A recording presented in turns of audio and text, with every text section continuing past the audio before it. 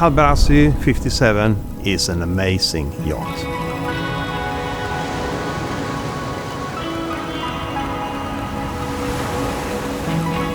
It's welcoming, it's a lot of lights and volume, but at the same time cozy.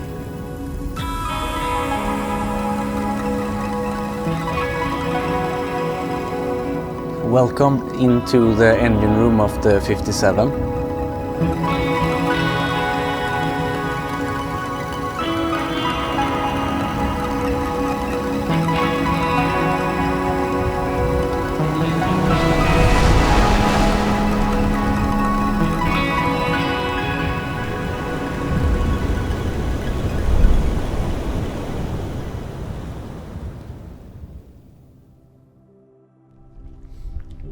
Welcome back to Ellers and Hallberg-Rassy.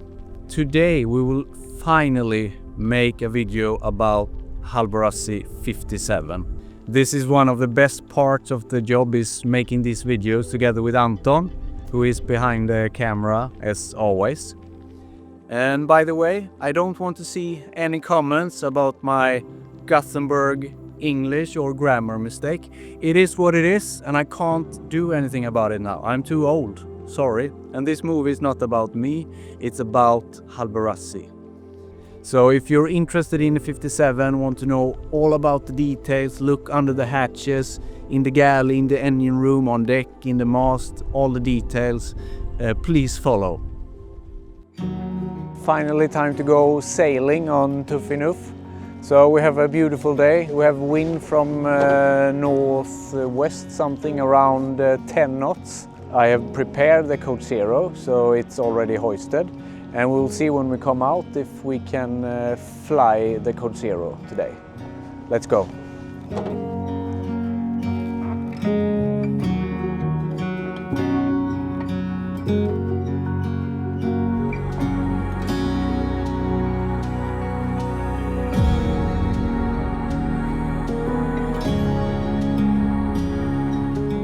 We have just passed by Gullholmen behind me, and now we are going with engine north. I will soon hoist the main and then turn around again, and we will fly the Code Zero.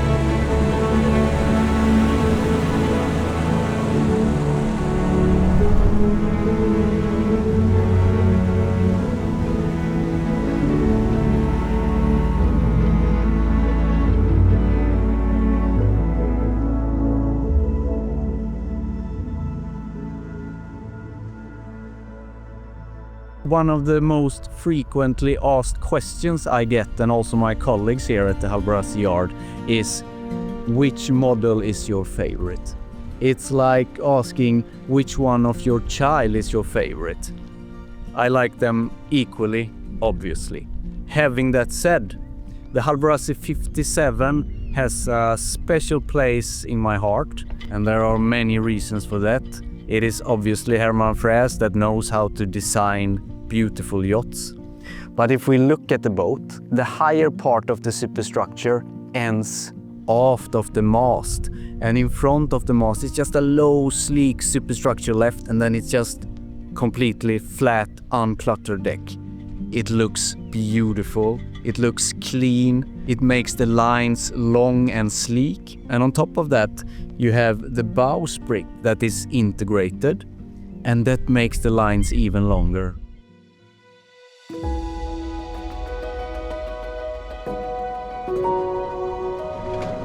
It's nice, it's sunny, it's a light breeze. Today we will go out with the 57 hull number 17. We will sail with the Genoa jib and mainsail. So please join us.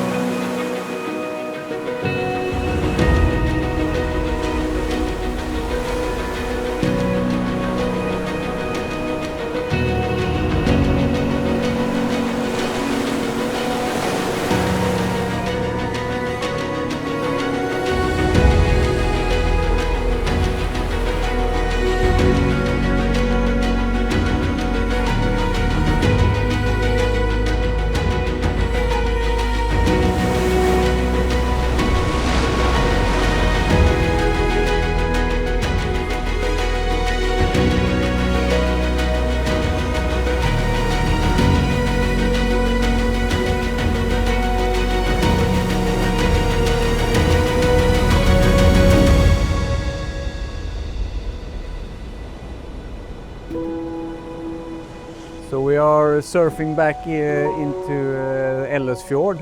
We had more wind and waves than we thought. We had actually an amazing day out on the water. Top speed 14.6 knots on the way back in. Going out there, doing 8, 9, 10 knots, beating, and she just goes through the water. You have water on deck on this size of boat, but here in the cockpit behind the hardtop it's so easy to do that. And I mean, it's just me and Anton on the boat, so I do everything on my own. I tack, take the sails in and out. It's so easy. The Hallberg-Rassy 57 is an amazing yacht. She offers fast, effortless and comfortable sailing. She has 10,000 liters of deck storage, and the interior is cozy and generous. This makes for the best 57-foot Bluewater cruiser on the market.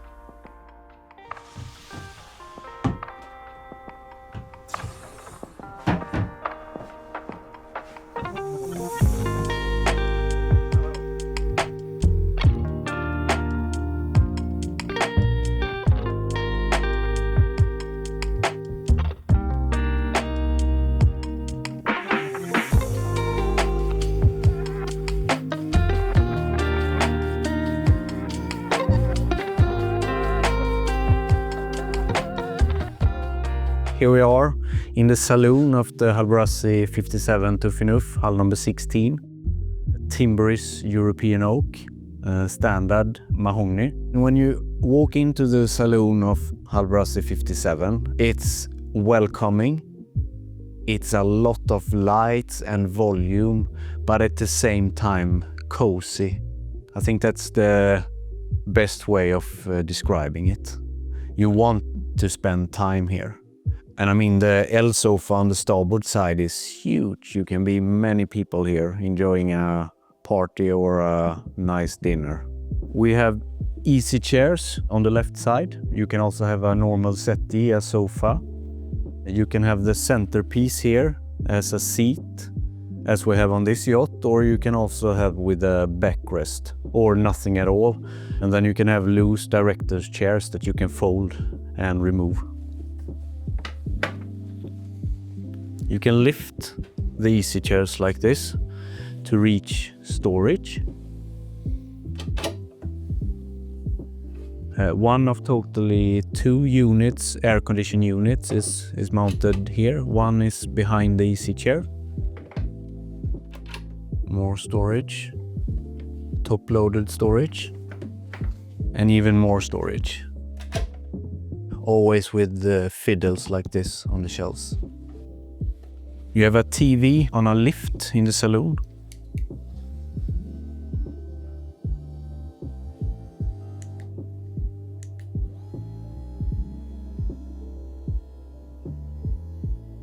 Between the easy chairs, you find the crystal glasses with the Hallberg-Rassy logo.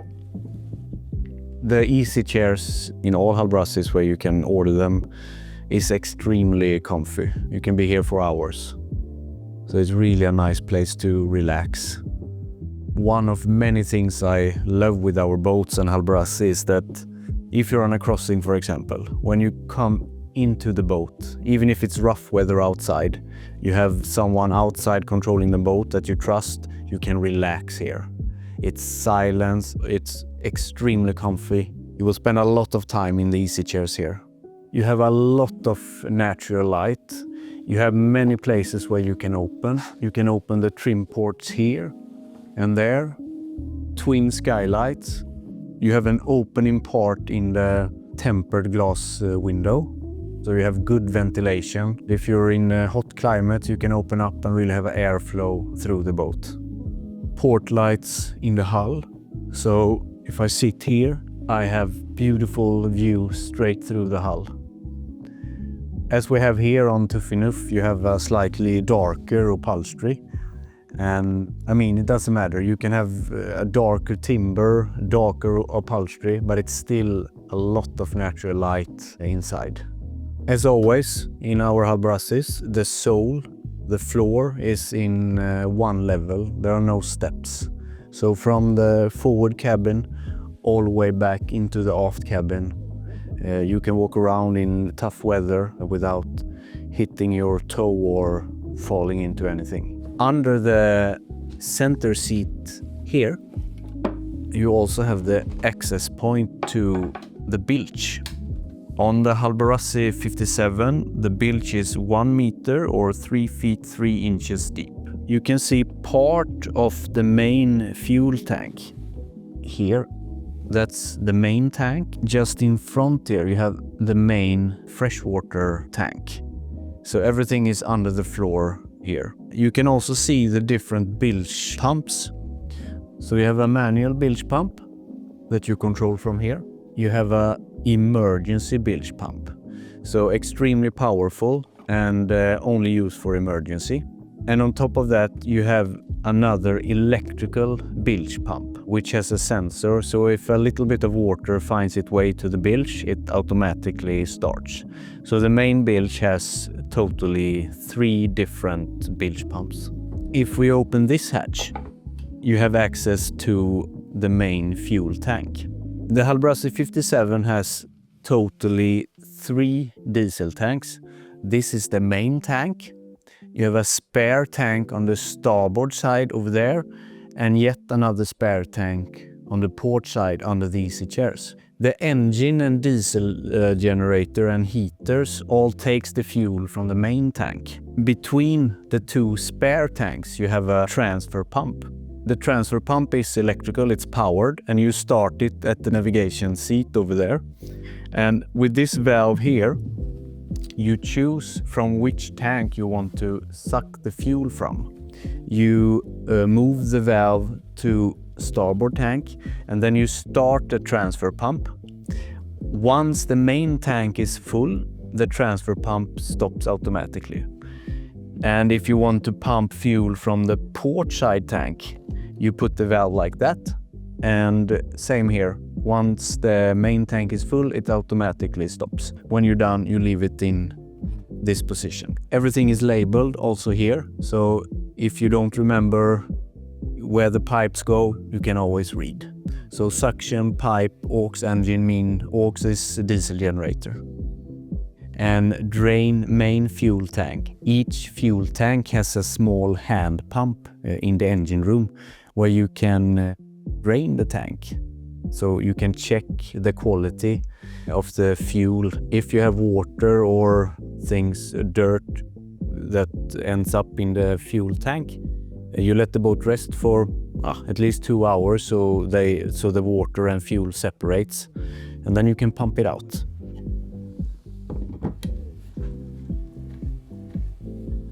This is the storage for wine bottles and your whiskey bottles, and you can turn it, use it as heat protection. In the L sofa here, you can open the backrest like this, so you have an easy access and easy to load, easy to reach storage. This sofa here can also be used as a sea berth. Then you mount, use the stainless fittings here. You have one over there as well. And if you lift this one, you have more storage. Remember, behind the easy chairs on the left side, you had the air conditioning unit, but you have yet another one here. So in the saloon you have two. One is mounted under the L sofa. The watermaker can produce 155 liters each hour. When you have that capacity, that is why you have 3 of the membranes here. The main unit is under the berth in the forward cabin, and the control panel is in the forward head. We have another cool wine cellar here under this hatch. As always on the bigger Hallberg-Rassys, you have a structural main bulkhead here with a Dinivicell foam core, and it's vacuum infused and covered with real wood to save weight. But it's very strong and it's an important bulkhead in the boat. So moving from the saloon into the navigation area. Wet locker. So this is where you can keep your foul weather gear. It's drained. Behind this hatch we have control panel for air conditioning in the saloon, plus the display where you start the diesel generator. Moving to the navigation area, you have a pod here with one plotter screen, the control for the stereo, but the stereo can also be controlled from each Raymarine display. Under here you have night light, one VHF here, one VHF outside. Behind here you can see the black box for the VHF, plus the black box for the AIS, and also the network switch, the main network switch for the Raymarine system.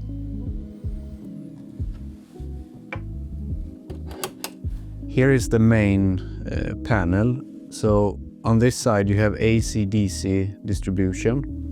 You can see the 24-volt service. That's the big bank in the forward cabin. So right now we're at 97%. The 12-volt system is 100. We can see here that we are plugged in on shore power 1. The inverters are working. The tank level meter is here. The main water tank 665 liter. Starboard tank 290 liter. Fuel, you can also see the level in each tank. So the main tank, port tank, starboard tank. We will look at the grey water tank, and you can have them on off or you can run them manually. If you put them on manually, they start pumping, and if they are set for auto, they start pumping if any water finds its way into the tank. Bilge pump. Saloon is here, so same thing here. When it sets for auto, it starts if water comes into the bilge, but you can also start it manually like this. You have a bilge pump in the sail locker.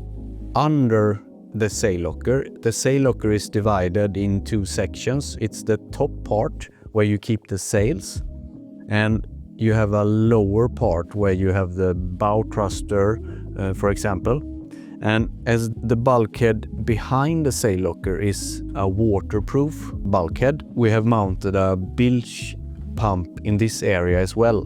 If you for some reason would have a lot of water coming in there, you can pump it out. It's a powerful pump. Plus that you have 2 bilge pumps aft behind the bulkhead. So you have a bulkhead where the head end at the berth ends, and behind there you have the big locker that you reach from the bathing platform, but also from the aft deck.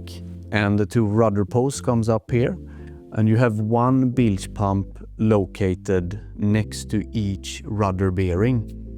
And why do you have 2?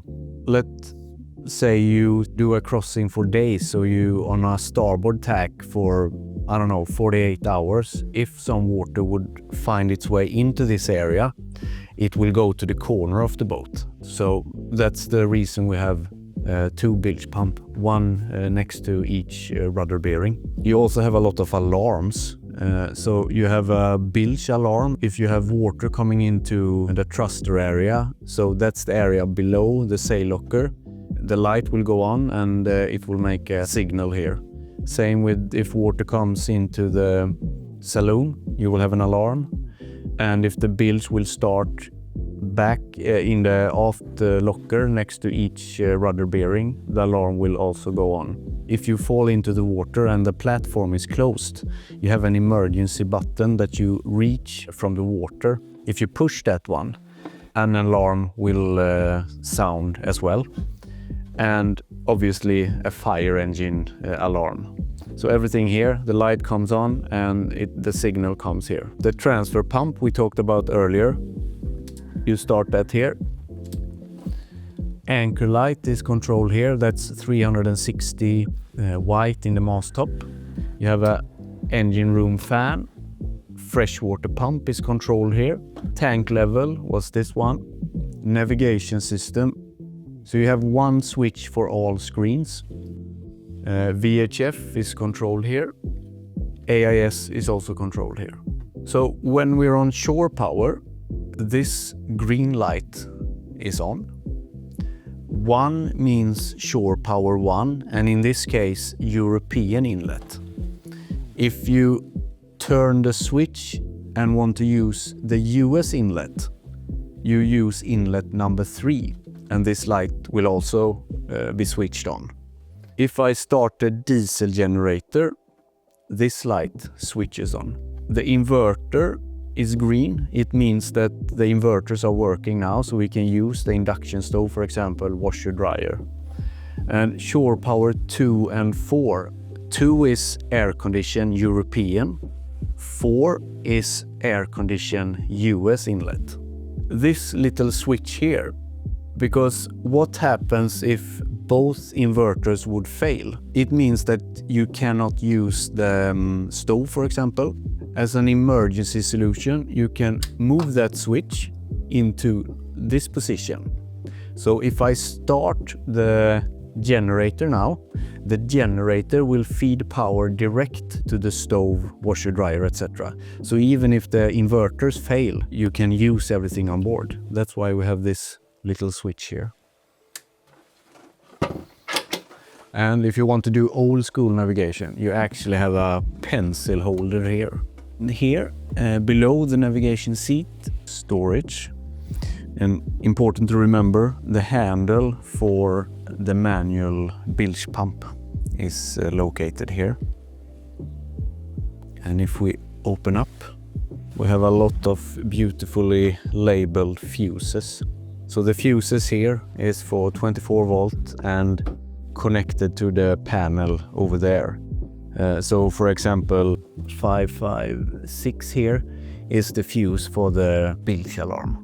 Everything labeled, so you can read in the technical drawings what each fuse do.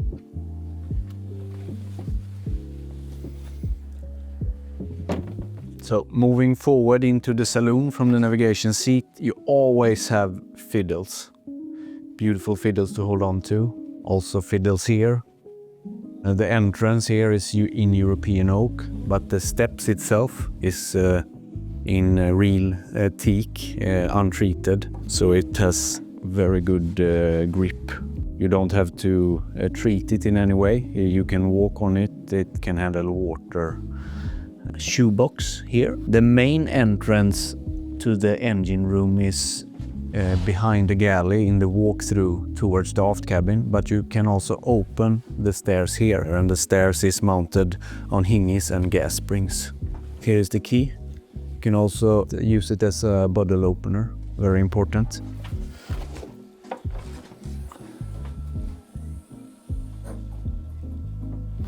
I wanted to show you the entrance from this side, and then we will go in depth later when we walk into the engine room. But it's really good to have this access as well. Continue our way towards the galley. Here is a gimbaled induction stove.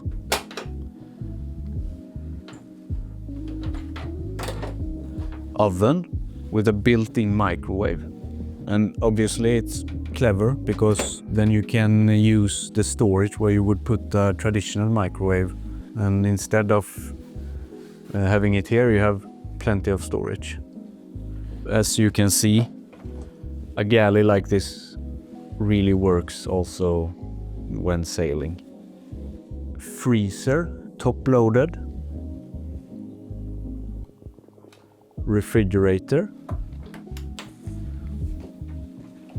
Another top-loaded refrigerator. And a day fridge. Even more storage. And we use this simple but clever system to secure. You can move the pins around. The material here is composite stone. And you have covers. Dishwasher is here.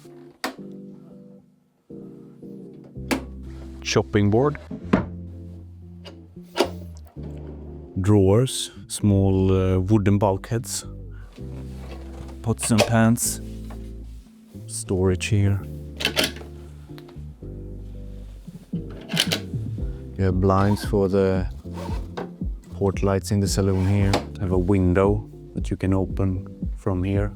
Night light, indirect light, normal LED spotlights. You have some through hulls here. The compressor for the refrigerators. Compressors for all top-loading fridges and freezers are water-cooled. And a carbon filter. And the carbon filter is for fresh water. Moving forward, I will walk into the forward head. Here is the freshwater flushed toilet. A Tecma toilet. Behind this bulkhead here is the holding tank, the toilet tank. You know how full it is by reading on this Gobius tank meter. Plenty of storage here, but also behind the mirrors. Outlet, power outlet, basin with composite stone. In the forward head is also where you have the control panel for the watermaker. The main unit and the inlet and pump for the watermaker is in the forward cabin. The membranes for the watermaker is under the L sofa in the saloon. But this is where you control it. So you have a small tap here and you have a valve in here. When you start the watermaker and it starts producing, you can put the valve on product to tank. The water that the watermaker produces comes up here, and if you put the valve so the pointer points towards product to test, the water will come here. Start. Auto run. We can run it for 1 hour. The watermaker now produces water, and as I said earlier, 155 liters per hour. So before now I changed the valve to pump the watermaker water into the tank. I can take the opportunity to taste. Perfect. So what I do now is that I change the position of valve. The water comes here, goes and feeds into the freshwater tanks. Inside here you have plenty of storage. Storage here, storage here. And the hoses here is to can the watermaker if you leave it for more than 2 weeks or a longer time. When the watermaker is activated, it automatically back flushes the system on a regular basis. And here we have through hulls, and as always, everything is labeled. So the black hoses, I know it's fuel, so this is air ventilation from the fuel tanks. And this transparent hose here is air vent for water. And then it's ventilation for the holding tank, the toilet tank, outlet for the shower. So you have an electrical pump that pumps out the water if you use this shower, and it goes out here. And this is above the water line. The control for the water, hot and cold, drain pump. You have ventilation via the air-only ventilators here, just above the shower. Plus that you can open this skylight here, a smaller skylight with milk-colored glass, so you don't see through, but you still have the light coming in. It's a good size, but at the same time, not too big. So you can shower here also during sailing. That's also important. So it should not be too big, not too small. It's a good size. If you like these towels, you can order them from the Hallberg-Rassy part shop. It's a must if you have a Hallberg-Rassy, but it also works very, very good if you don't have a Hallberg-Rassy. You can have them at home. Let's move from the forward head into the starboard cabin. You have nice surface to put your phones. You can charge your mobile or iPad over there. You have a outlet, storage under here, storage up here, a skylight with mosquito net and blackout, and air-only ventilation, indirect lighting. You can see the inside of the box protecting the mast. Behind this panel here is the engine for the powered winch on deck for light wind sails, which is mounted on the starboard side of the mast. It's a good-sized double berth here. If you want, you can opt for a foldable bunk bed up here. So then you can actually sleep 3 people in here. Behind the door, you have a hanging locker, more storage. If we open here, we have a really nice storage, and you can see the owners of Tufinuf has used this as a really nice tool storage. If you move further in under the berth, you have one of 3 water tanks. So this is what you could call the spare water tanks. And this tank is slightly higher up than the main tank. So it's a valve between those 2 tanks. When that valve is open, the water automatically feeds into the main tank. And the blue hose, thin hose, that's the watermaker. So the watermaker feeds this tank. And if it feeds the tank which is mounted the highest, it means it feeds the whole system. So here is one of totally 3 water tanks. The main water tanks is under the floor in the saloon. You can see that we have more storage. The owners keeps a tool here. You can also see the air condition unit, plus 2 of totally 4 chargers. So you have 2 chargers here, and you have yet another 2 chargers under the sail locker, forward of the main bank, forward of the main cabin. So moving forward from the starboard cabin to the V cabin, forward cabin, VIP guest cabin. Standard, the 57 comes with a traditional V berth. So a old school, beautiful V berth here as standard. Tufinuf is equipped with the optional European oak as timber. And they have also opted for the centerline berth. They have ordered top mattress, And in this case, below the top mattress, they have the standard foam mattress, which the height is 12 centimeters. And if you want to use the centerline berth as a sea berth, we can mount lee cloth on the sides here. One really nice feature with the centerline berth like this is that it's really easy to walk in and out the berth. The port lights in the 57 in the forward cabin is option.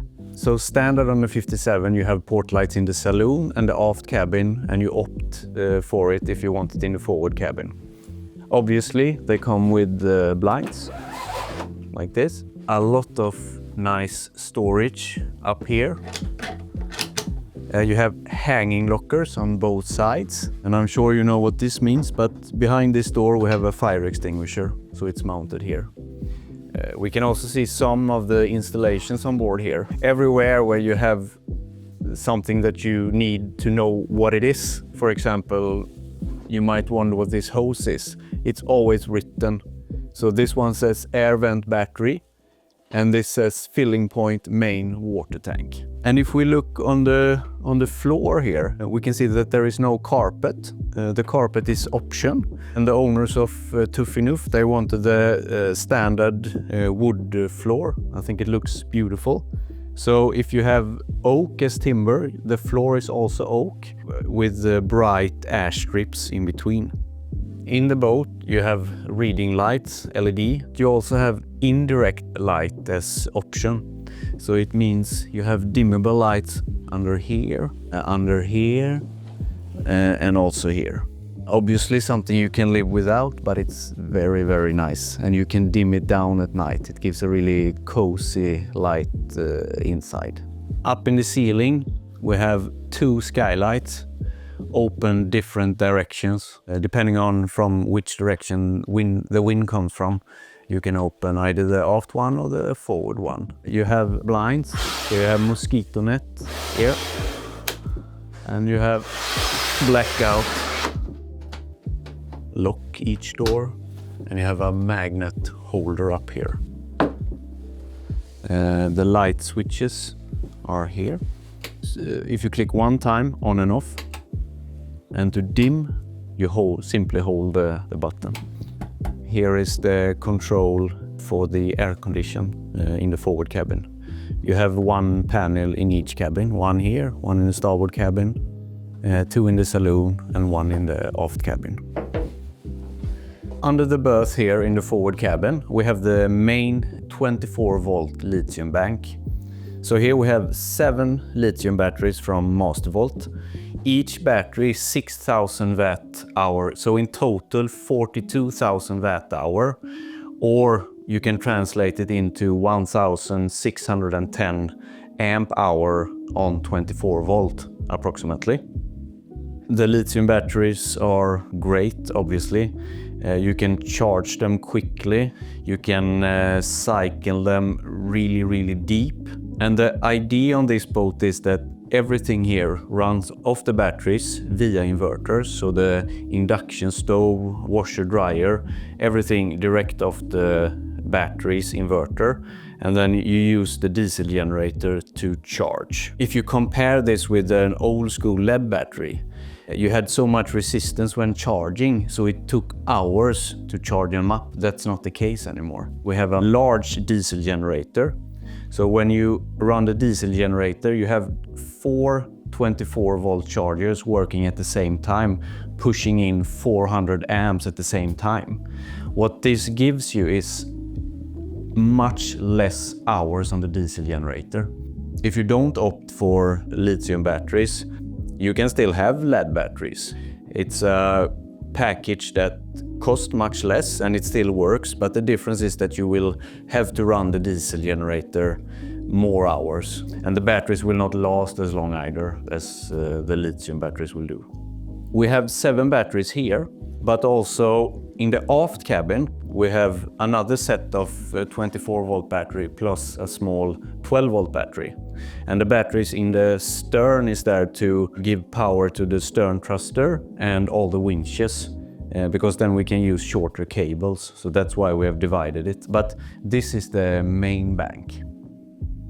If you remember earlier, I showed you a hose in here, a black hose called battery ventilation. That black hose is connected here. So you have one on this side and one on the other side. So you have a natural flow of air and ventilation in the box. So what we see here, just next to the main battery bank, lithium bank, is the switchboard for 24 volt. Just behind the main battery bank, we have, you can say, the main unit for the watermaker, 24 volt. So the inlet for the watermaker is here. And as always, it's labeled. So it says inlet watermaker, and you have a valve here. You can open and close, and you can see the pump here with the small filter. Normally, you control everything from the forward head. Next to that, we also have the skylight drain. And the skylights on deck are completely flushed. So that means in each corner around the skylight, under the skylight, you have 2 drain points. So the water that comes in there goes through that drain all the way down here. So that's why you have a deck hatch drain. Here we have more equipment. We have the outlet from the basin in the forward head, plus the outlet from the holding tank, the toilet tank. Oil for the hydraulic system, plus speed and depth sensor from Ray Marine, plus the blind plug. So if you want to clean the propeller, for example, you can unscrew it, take it out, and put this blind plug in instead. So the plug prevents water from being pushed into the boat. So again, it's very easy to reach. Everything is labeled.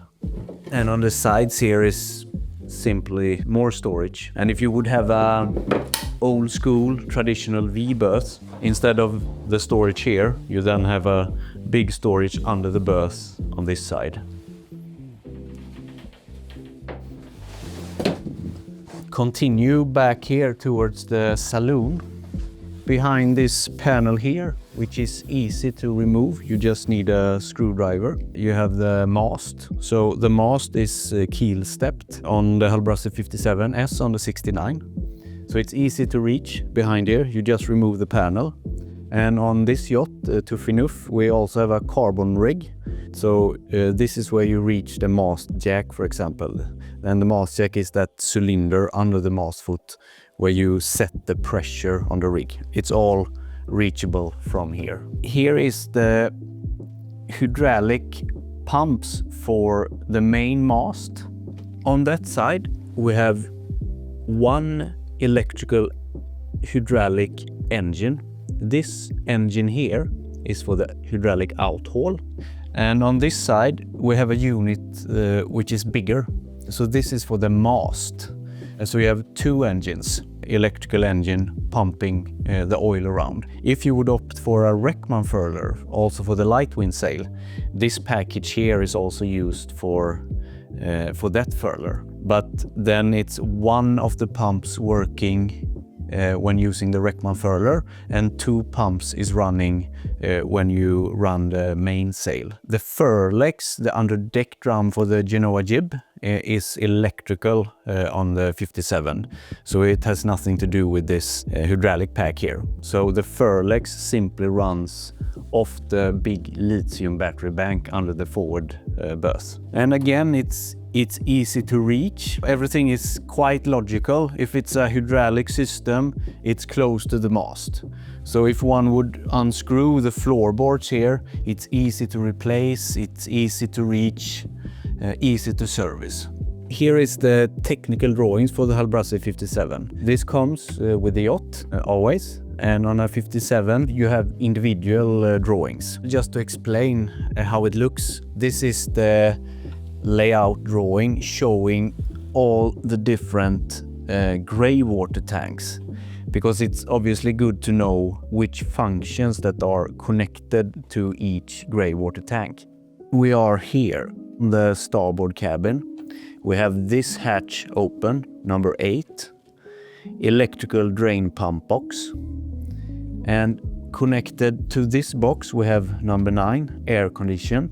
So when you run the air condition, it will always be condensation water from the air condition. This water goes into the pump. Also number 13, sail locker. So if this is a dry locker, but if any water will find its way into that part of the sail locker, it also drains into this grey water tank. And when water goes into the tank, there is a sensor and the pump starts pumping automatically. If that pump would fail for some reason, it's very easy to service, easy to reach. The pump is here. And you also have an inspection hatch on top of the tank. If you want to, you can also drain this tank direct into the bilge. And what I wanted to show you is that it's very easy. You don't have to remember everything I explain at the handover day. You have these technical drawings, so you can always look after information in the folder. But again, if you don't want to look in the folder, you can always read. Next to the tank here, you can see air condition drain. So it's a lot of information and we have tried to make things as easy as possible. So finally in the owner's cabin, the aft cabin, an optional center berth with a work table and a sofa on that side. If you want, you can also opt for 2 separate berths with a settee in between and 2 berths on the side. But this is the most common version. You can open the port light. You have 3 here in the aft cabin. You can open the skylight. You can open a port light there. Air condition is blowing in the corner over there. On the side here, you have plenty of top-loaded storage. Here. Also here. A nice work table. And the owner of this yacht has opted for an additional plotter screen in here, so you can see it from the berth. More storage and work table or makeup table. Pull-out drawers. If you prefer to have a big top-loaded storage, we can do that too, and then you reach it from this area, but it's very handy with the drawers, pull out. More storage on this side. You can always lift the cushions like this for even more storage. And same here, when you sit here, you have a beautiful view through the port lights, blinds. This area is also with air condition, but it's really nice to have those fans just moving the air around. And as always, flushed, ventilated, plenty of storage. We have the switchboard for 12 volt and 24 volt. And this is not the main bank, this is the bank which is located under the berth here. So this bank is used for stern thruster, winches, and also the 12 volt system. Also the switches for the start batteries are here. The start batteries is located under the floor in the galley. You have an emergency switch for the start. So if one start battery fails, you can start the main engine or the diesel generator or the other way around. So you can switch between those 2 batteries. And then it's the main switches for 24 and 12. And as always, you have a switchboard chart here. Storage for big paper charts. You always have the hatches for storage, and you can see it's quite a lot of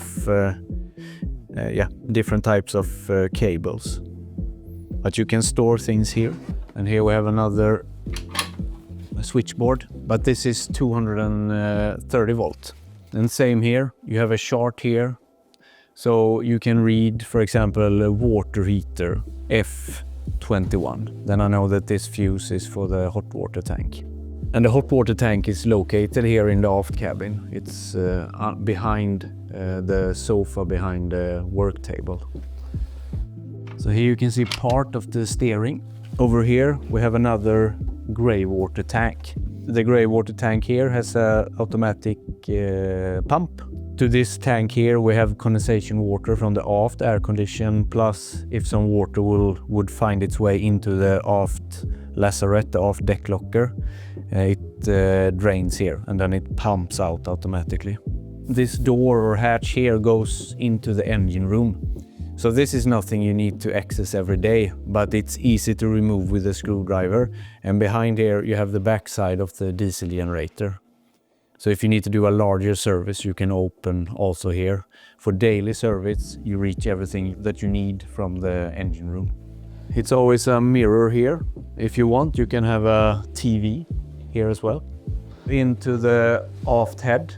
A lot of things is the same as it is in the forward head. So you have a Tecma powered electrical toilet, freshwater flushed, and you have a Gobius meter so you can see the level in the holding tank, toilet tank. Separate shower, a lot of storage.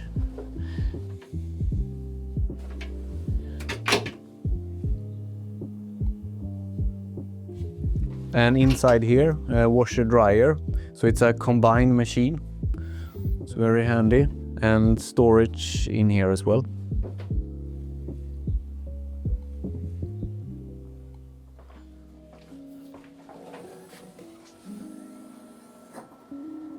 It's time for the engine room. So here is the main entrance into the engine room. And yeah, we can start right away before I step in.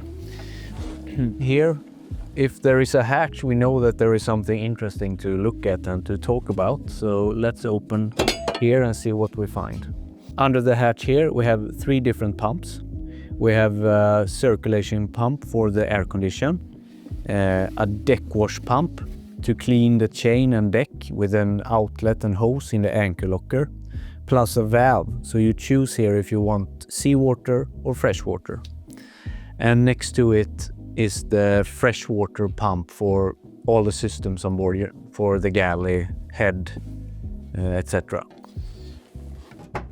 We have a outlet, 220 volt for tools if you need to work here in the engine room. A 12 volt charger. You have the steering, so one on each side, and a cardan link.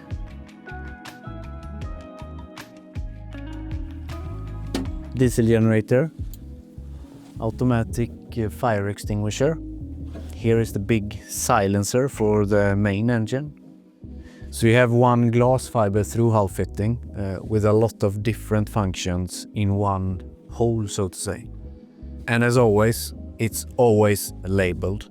So this is the bilge pump, the electrical one, and this is the big drains for the cockpit, those 2 blue pipes. Coolant for the main engine, fuel filter for the diesel generator, dual filters, Racor with a water alarm for the main engine, and drain fuel pump for the 3 different fuel tanks. It's a really good function.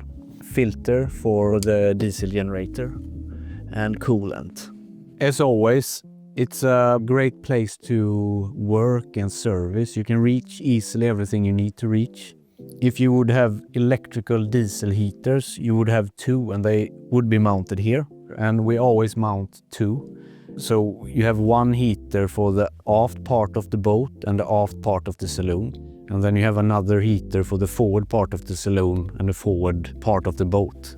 It's a big grey box here. As you have shore power, you have inverter power, and you have a generator. If we travel back 15-20 years in time, you had to manually choose shore power or diesel generator or inverter power, for example. Now it's all automatic, so it's quite a big box, but this box handles that.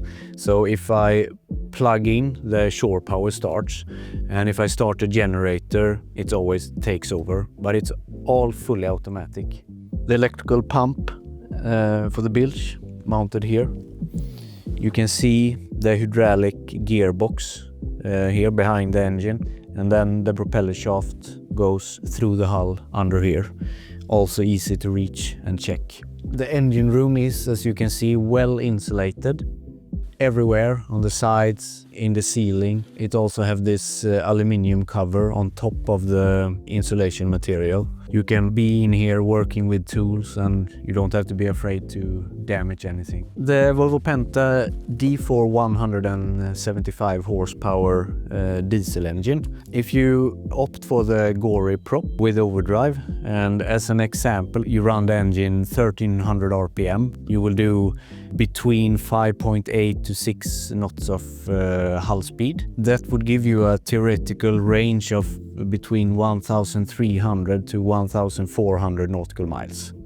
This is with a clean hull, etc., but as a guideline.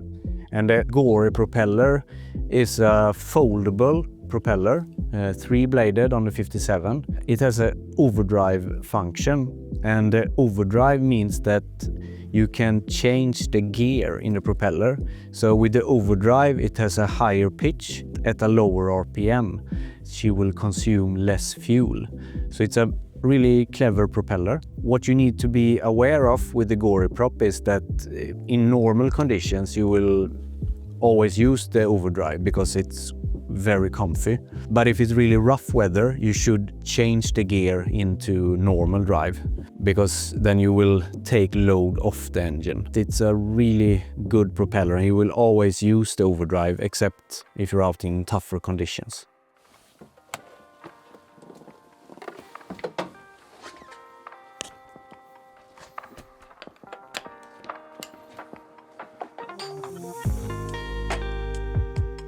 So here we are on board hull number 17, and we are here to show you that you can specify the boat with many different options and get the boat personal in that way. Here we will show you some examples.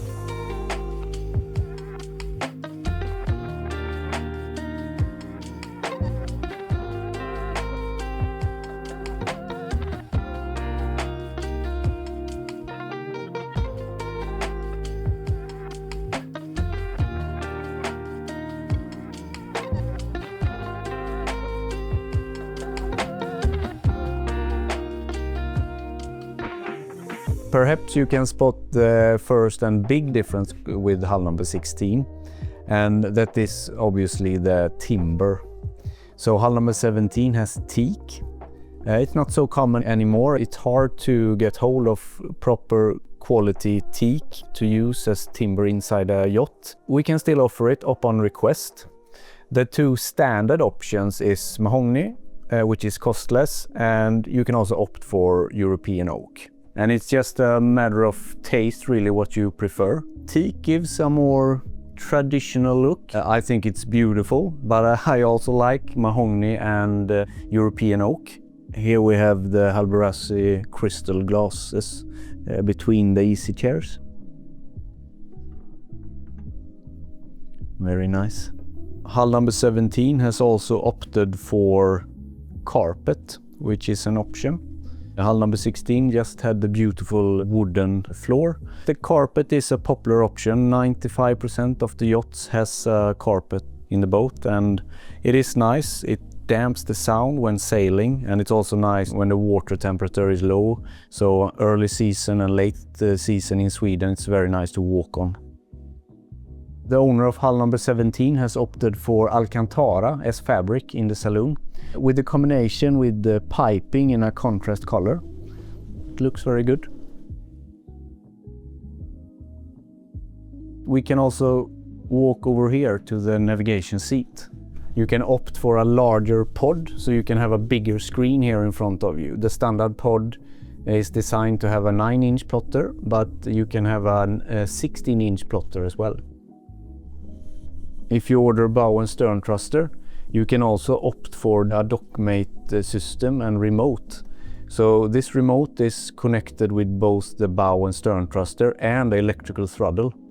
So with this remote you can spin the boat like this, and you can also go forward and backwards with the remote. So you can be on side deck controlling and mooring the boat single-handed.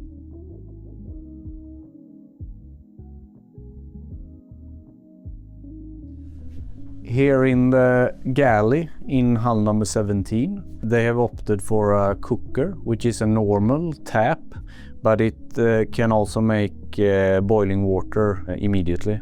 Super clever. Another detail is that the dishwasher is a drawer model. So it looks like this. Clever design, easy to empty and easy to load.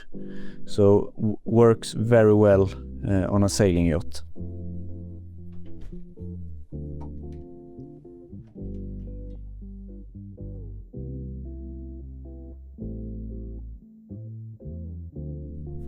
Here in the aft cabin, they have opted for a TV instead of a mirror. A small detail is also that they have ordered a headboard in Alcantara as well. It gives a nice touch, looks very good.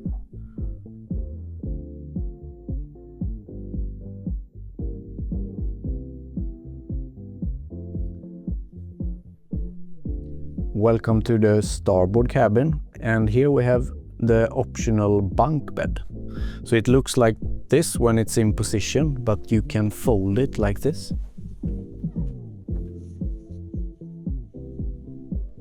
And you have points here to mount the lee cloth, so you can use it also when sailing.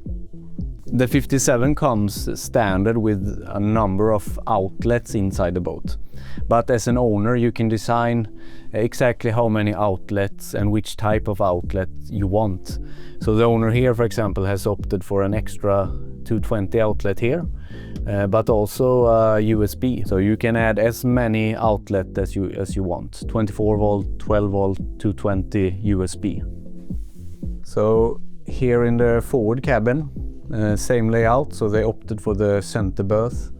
They have the fitting points for lee cloth, mosquito net, blackout, optional windows in the forward cabin. The only difference is the timber, teak, and also that they opted for the carpet.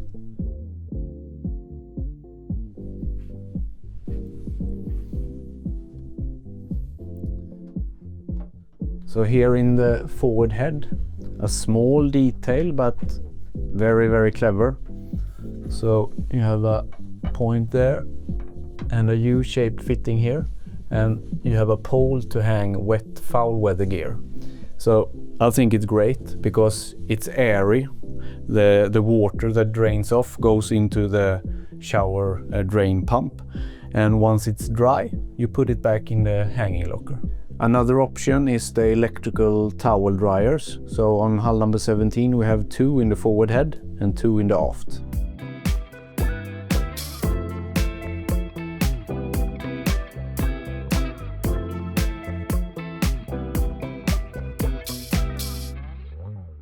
Now it's time for the deck tour, and we have moved to the dock where Tuffy Nuff is moored. The integrated bowsprit, as you can see, the ultra anchor goes through the bowsprit. You have 2 fixed points at the bowsprit. The one at the far outer end at the bowsprit is for a symmetrical or a Jenaker, a light wind downwind sail. For a code 0 or a Bluewater runner that you hoist with a 2-to-1 halyard, you have a fixed point slightly further aft at the bowsprit, where you can see it mounted now. On Tuffy Nuff, they have chosen to have a code 0 and a Bluewater runner old school, meaning it's not hydraulic or push buttons controlled. It simply has an endless line that you furl the sail with, both in and out. It's the same for the Bluewater runner and code 0.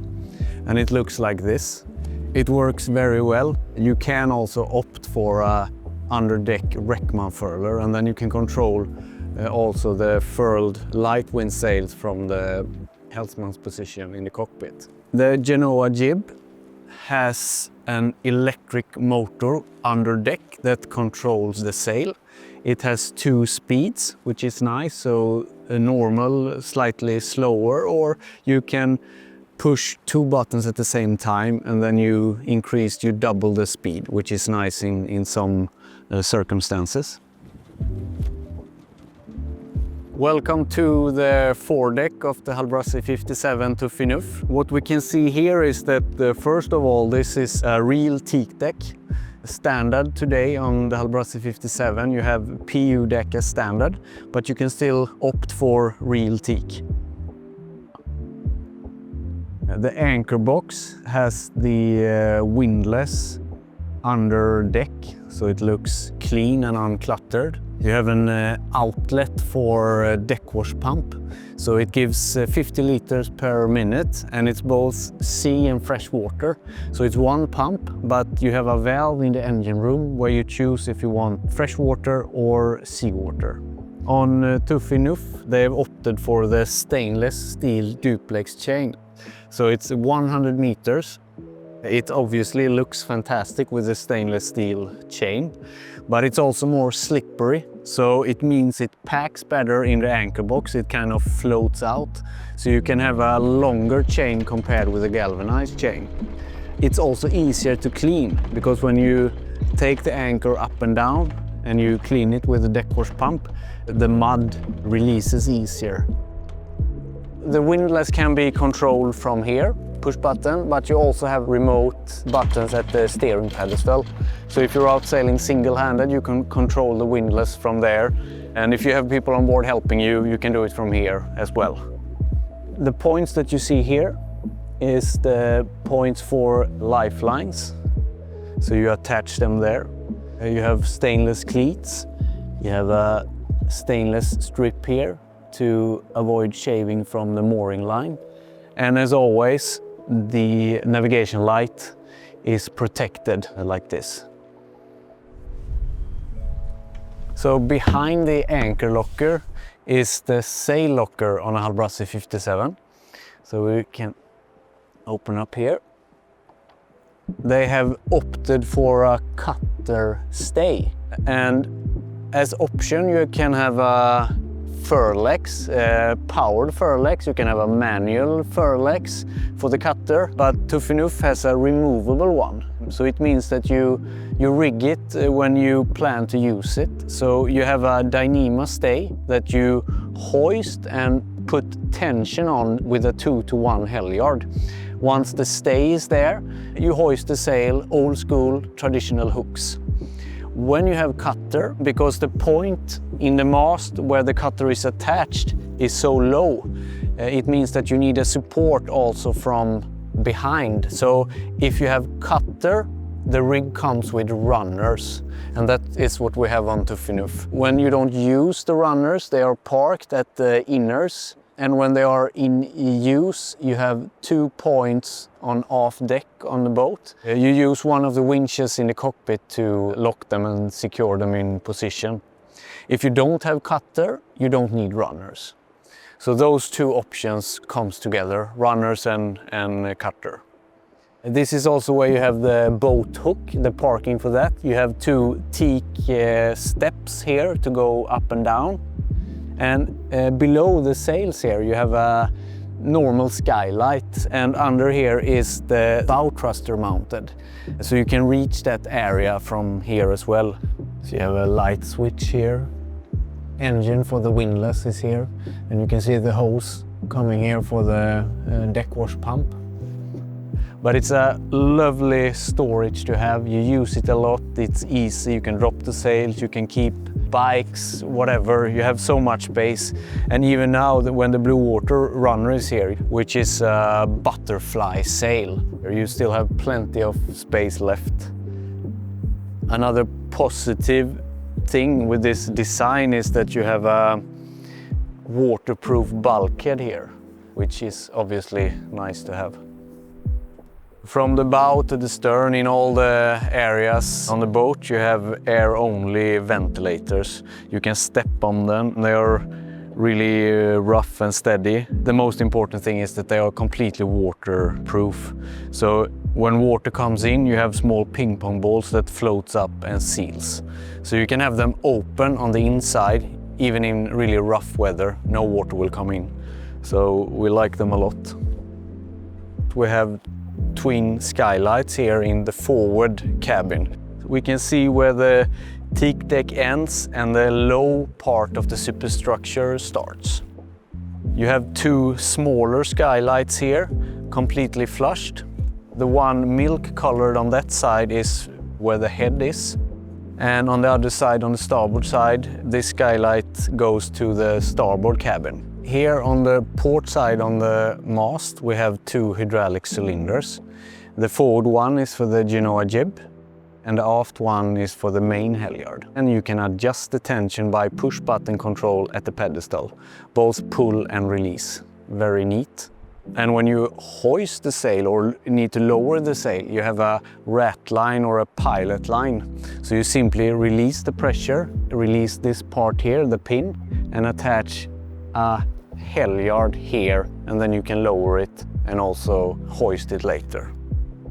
The round part here is the motor for the main furling sail. The hoses here is also hydraulic hoses for outhaul. The vang is also hydraulic. You have two lines coming out here. One is preventer and the other line is a spare outhaul line. So if there would be a failure on the hydraulic outhaul, you can attach a normal line and use it as a normal outhaul. So it's a spare backup if the worst happens. On the starboard side, we have a powered winch with the bar. So when you're out sailing, you don't want the sheets to get stuck here, so you can simply do like that. It's clever. The blue, white, yellow line is the halyard for the cutter sail. As I mentioned earlier, this boat has a cutter sail, old school with hooks, so you simply hoist it. It's not furled. The orange-gray line is the 2-to-1 line that put tension on the stay. So you attach this line on a Dyneema stay that you hoist the cutter sail on. Red and white is a traditional spinnaker halyard. Blue, black or blue-gray is Code Zero halyard 2-to-1 and Bluewater runner halyard. And the white line is the boom lift, or you can also call it the spare halyard because you don't need a boom lift as you have a vang that holds the boom in position. Tuffinoof has opted for in-mast furling carbon mast. We have talked about carbon mast quite a lot on the '69 movie. I still love it as much as I did then. It simply makes a good boat even better. It's lighter, stiffer, the boat pitches less, it rolls less when you're on anchor. It's fantastic. With carbon mast, she comes standard with rod rigging. You have a costless option to choose white painted as this mast here, or you can have clear coat if you like the look of carbon. What would be my preference? It's hard to say. I like both, but a ground rule is to say that if you're going to hot climates, Mediterranean, Caribbean, do blue water cruising, it's clever to choose white painted because the rig doesn't get as hot, the mast doesn't get hot, and the paint, the coat will last longer. And what would you guys choose? Clear coat or white painted carbon? Furlex mast, it's all powered. The underdeck drum is electrical for the furlex and the mast is hydraulic. But you always have a manual override that goes with everything. The powered winches you can simply handle by a winch handle if something would fail. The electrical furlex comes with an emergency endless line. So you simply mount that on the side of the engine and then you can pull.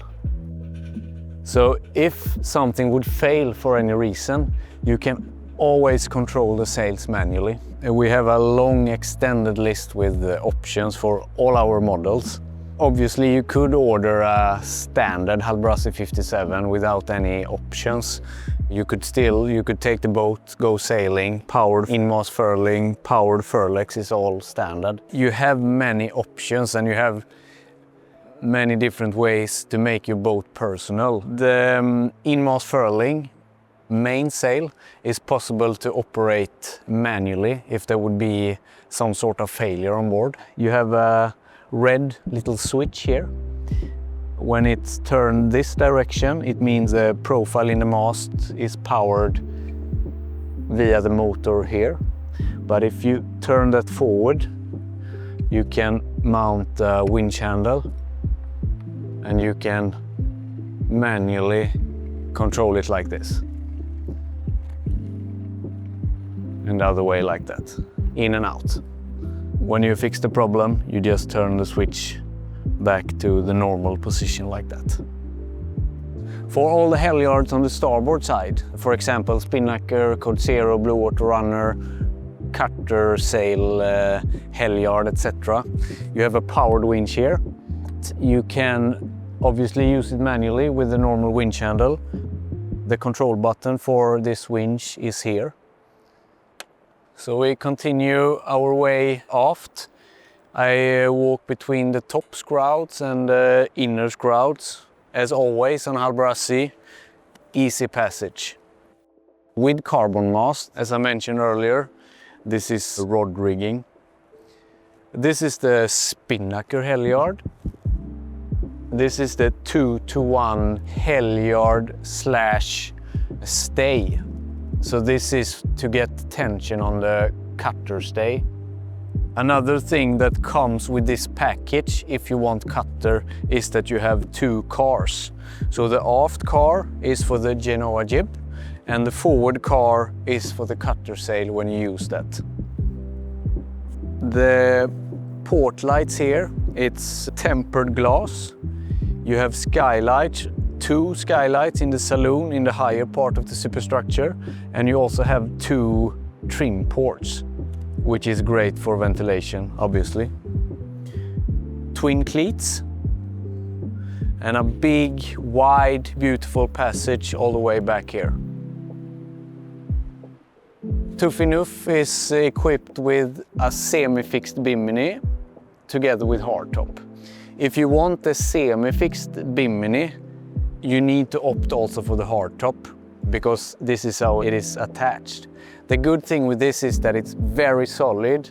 Semi-fixed means that you can remove it, but you will need a tool. But it is actually quite easy. So just one tool, you can take the pipes apart and store it if you don't want it there. But normally it will always be here because it's a great protection both for sun but also for rain, etc. So it's not bad at all.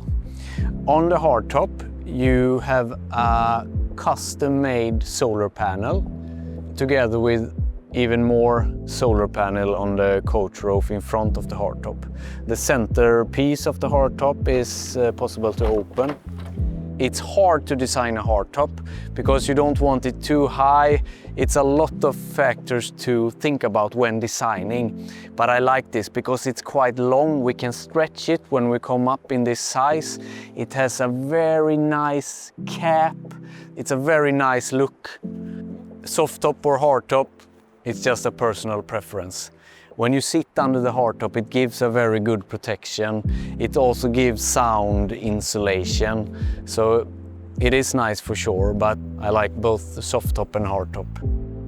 What would your preferences be if you would order a completely new Hallberg-Rassy 57? Would it be with a soft top or a hardtop? On the newer designs like on the Hallberg-Rassy 57, I like how it all melts together. I mean, look at the tempered glass here. Exactly the same design as the big tempered glass in the superstructure here. That goes together with the same design on the normal skylights. It looks good. High gloss varnished handle.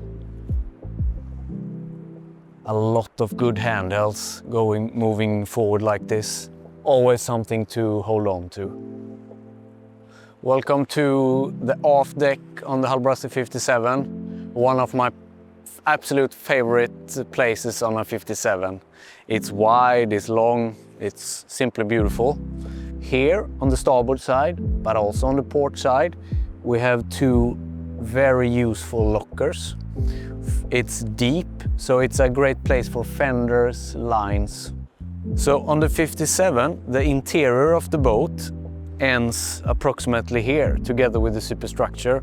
So it runs a bulkhead from that side all the way over there. The center berth in the aft cabin ends here.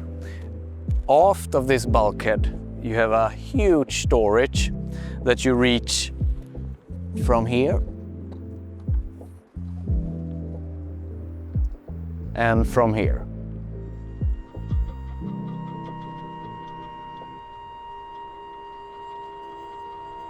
Obviously a nice place to spend a summer day.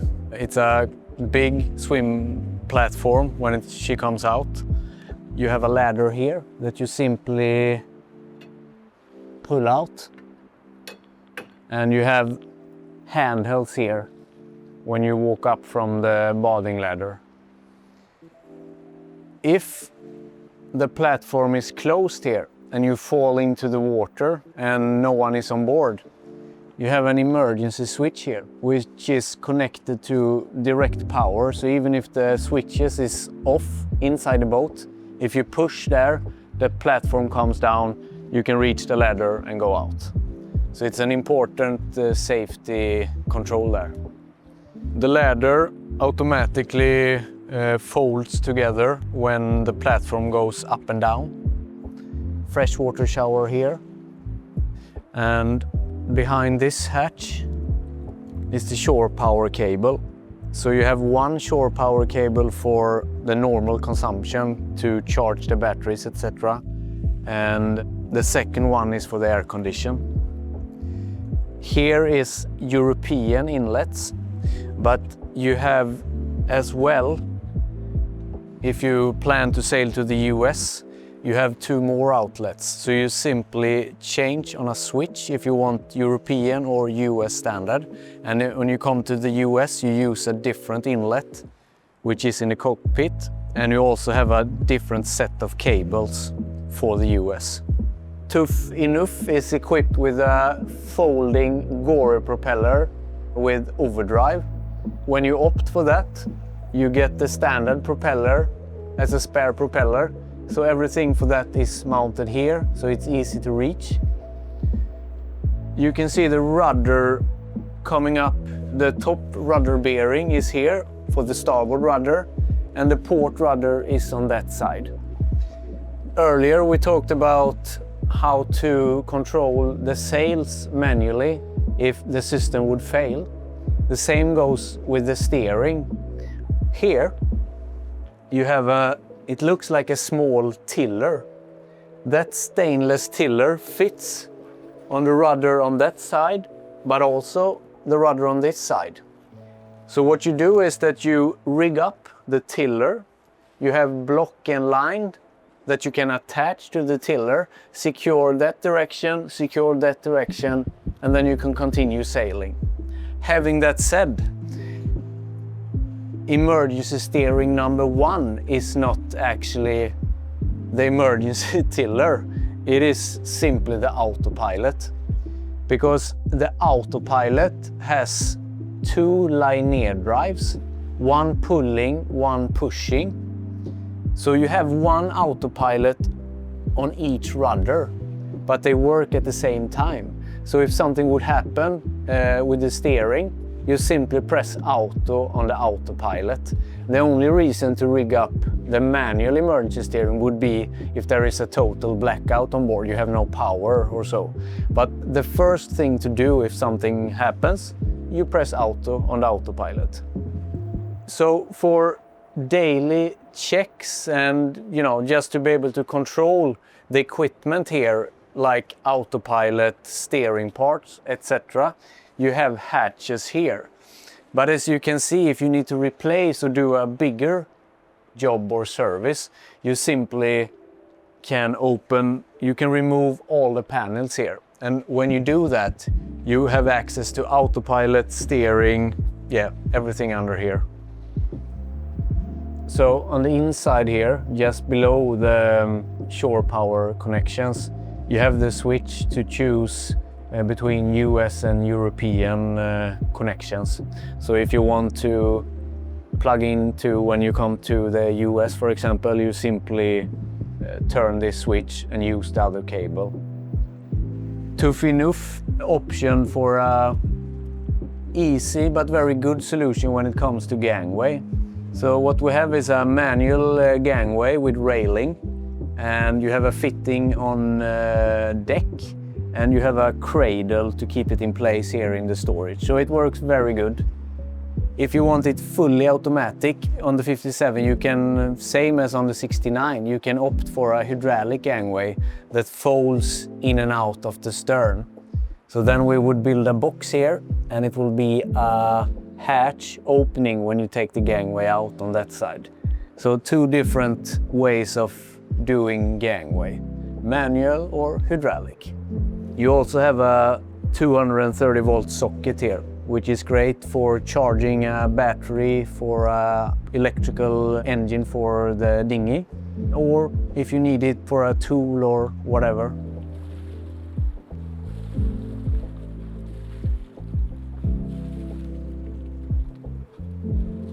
On the 57 we have a center push bit here. Life raft is mounted, and like on Tough Enough here, the owners did not want a radar pole.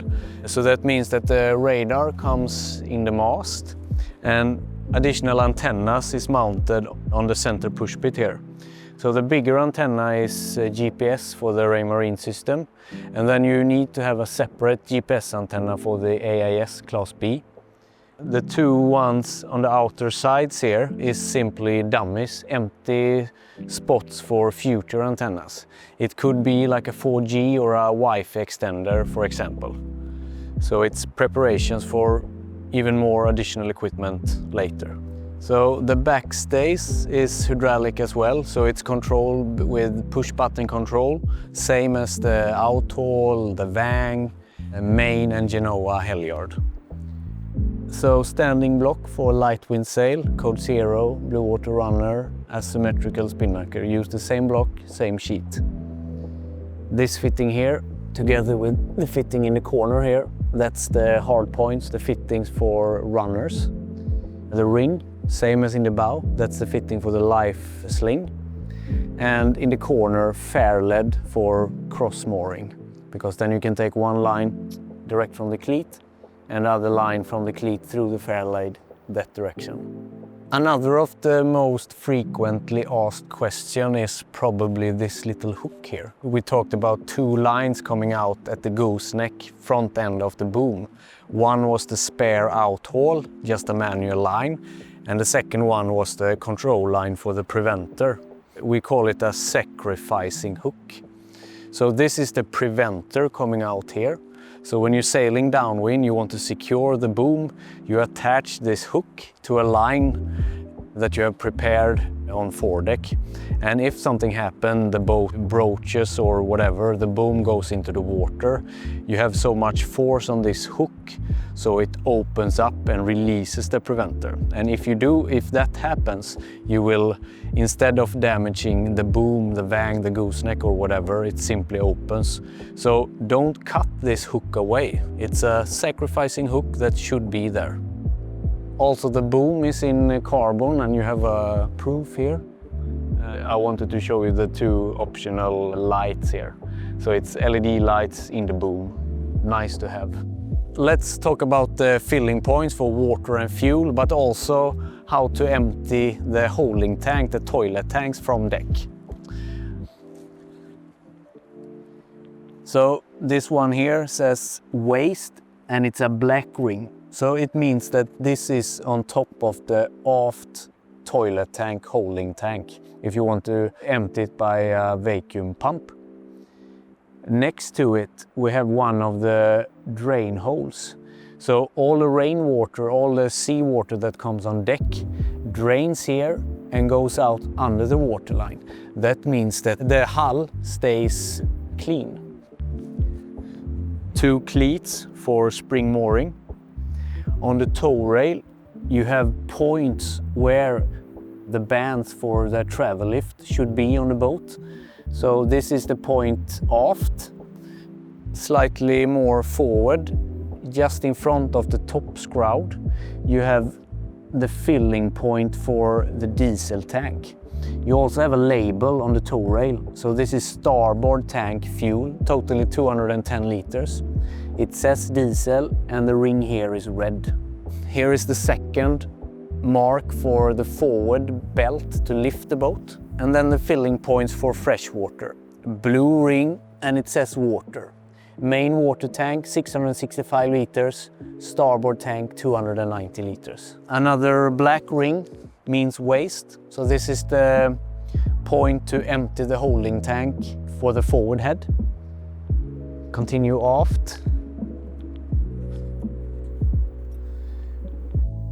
A red ring, diesel, diesel. Main fuel tank 660 liter, port fuel tank 180 liters.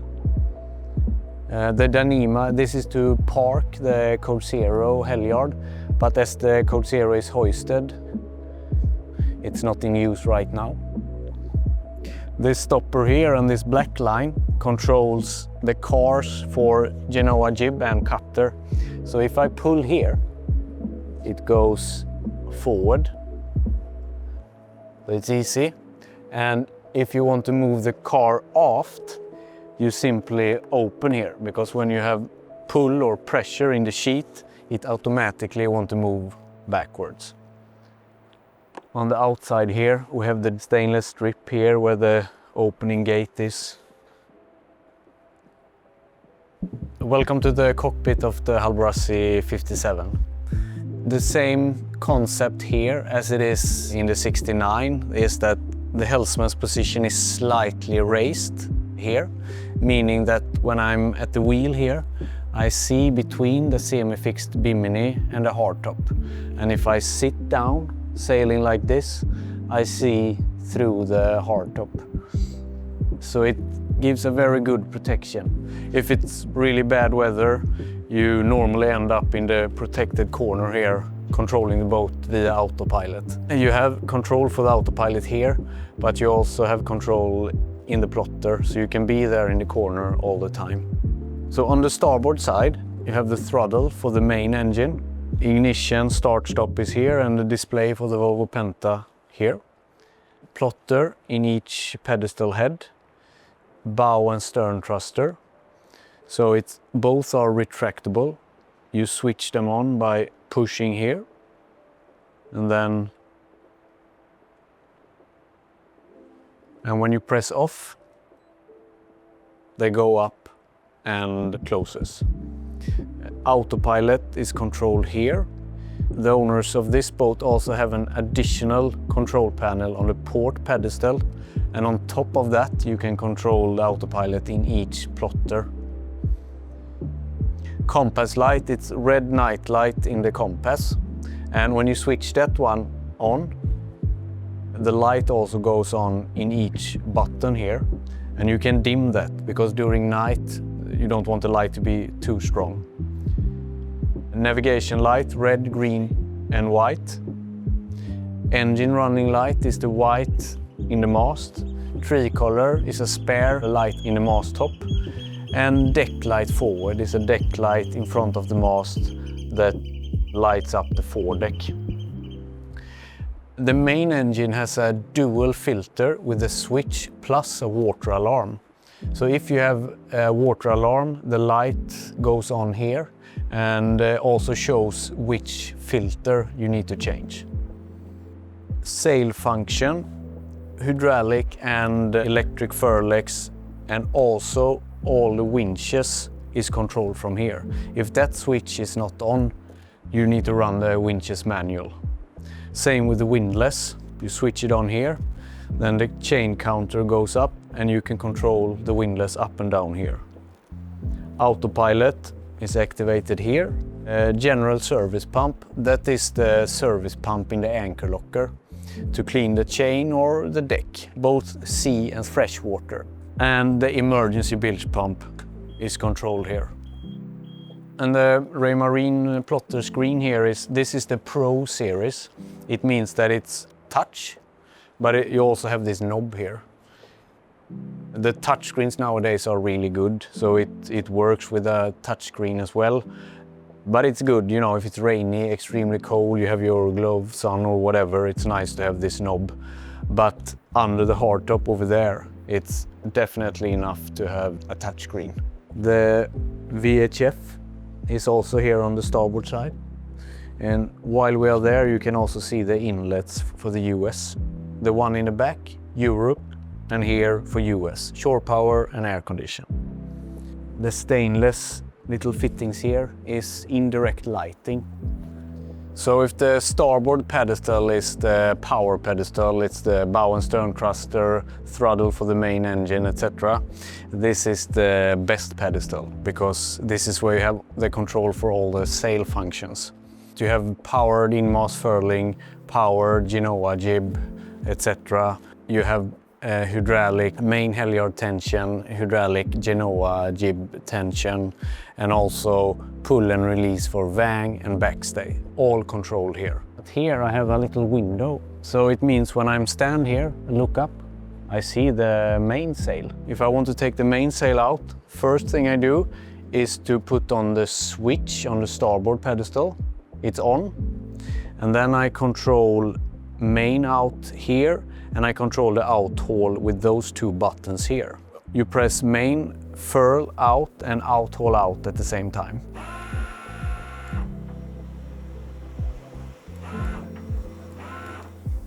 And then when you want to take it in, out haul in, main furl in. The Genoa furler is controlled here as well. So it's simply furl out. And if you want double speed, you press in at the same time. And same thing if you want to take it in, you start with the function you want to do. So Genoa furl in. Once it's started, you press out and you double the speed. So all the sail functions here. If we move to the port side of the pedestal, you have 3 powered winches here. Primary, port and starboard, and main sheet winch. Next to each winch you have 1 button, but you can also control each winch here. So if I press primary port, it goes in. Primary starboard and main. So easy to do all of this single-handed. You have again a hydraulic system for vang, backstay and halyards. If we just move back a couple of years, it used to be a panel on the side here, and you open a valve to release the pressure, and you had a small handle to pump up the pressure, to vang down, for example. The cool thing now is that it's also full push button control. So to vang up and vang down is just a push. Backstay release, backstay pull. Main pull, main release, that's the main halyard. Genoa release, Genoa pull. It's hard not to like it a lot. It's very, very nice, and it's so easy to sail this boat single-handed. If the boat is heeling, you have a very nice little step here. So it means you can stand up here and then kind of your head stick out here. It means you can see both the jib and main from this position. This might be the best place after the easy chairs in the whole boat. It's very nice sitting here, well protected under the hardtop or the soft top. You have the screen close here. You can see the instruments. You have a red night light in the hardtop during night sailing, and also a warm white LED spot. You have a foot brace here and additionally you can extend that foot brace all the way forward to the entrance. Hard points for life slings, both here, here, and at each helmsman's position. So a lot of places to hook onto. You can fold the table. Again, points to hold on to when the boat swings. We would like to show you some different options, because we have seen a lot of things on Tough Enough hull number 16, but we would also like to show you how you can make your boat personal. So we will point out some options on hull number 17 that is not the same as on hull number 16. So come along and join us. Here on off deck on hull number 17, they have opted for some options we did not see on hull number 16. They have the big electrical davits, so they can lift up to 300 kilos and they are powered electrical. So you can have a big rib mounted on the davits. Another thing is that they have a big hydraulic gangway from Bensonsoni. So it's a hydraulic gangway with railing, completely automatic. So it's almost 3 meters long. So it's obviously nice if you moor with the stern towards the dock. The big flat antenna on the radar pole here in the back is a Starlink antenna. It's a more and more popular option from the biggest boat to the smallest boat. Hull number 17 has opted to have the Starlink on the radar pole together with the antenna. It's a Wi-Fi extender, it's a 4G antenna together with GPS antenna. So that means that the radar antenna is mounted in the mast in a stainless bar, and under the radar you have a horn together with a FLIR camera. And the FLIR camera is also a night vision camera that you can see and control from each plotter screen. This boat also has real teak, but they've opted for a powered mooring winch here. So it's controlled with this button here. We also had a manual Code Zero and Bluewater runner on the other 57. But on hull number 17 we have a hydraulic Reckman furler for the light wind sail. So that means that the light wind sail is also controlled by push button.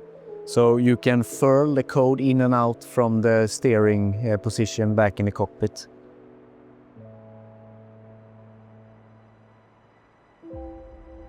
And there are so many things I like, you know, not just how she looks like, but how everything works. It's really a proper Bluewater cruising that can be controlled with a family crew, single-handed. It's easy, but at the same time you have all the joy of sailing. It's a lot of fun powering along with a 57. To be able to control her just with your fingertips, it's something. And she eats miles. She's fast and she has a long water line. She runs through the water. It's super smooth. It's comfort. Everything works so good. There is, in a way, not so many compromises. You have a real good sail locker. You have a real big off-deck storage. 3 proper cabins. A well thought out galley. A proper owner's cabin, a real VIP guest cabin, powerful engine. It's a yacht that you can stay on for a very long time. She will take you anywhere in style and comfort.